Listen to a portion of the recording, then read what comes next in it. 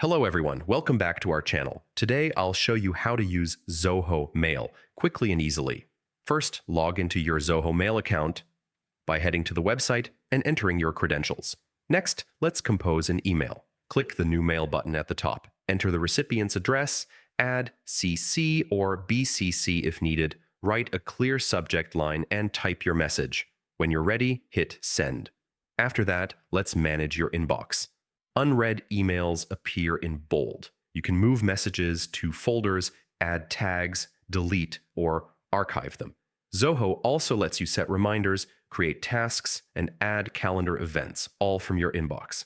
Now, replying is easy. Use reply, reply all, or forward to keep the conversation going.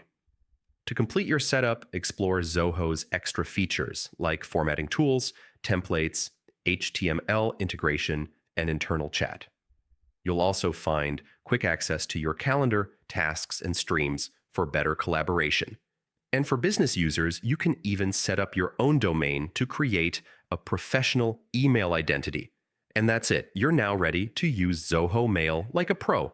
Thanks for watching. Don't forget to subscribe to our channel, and I'll see you in the next video.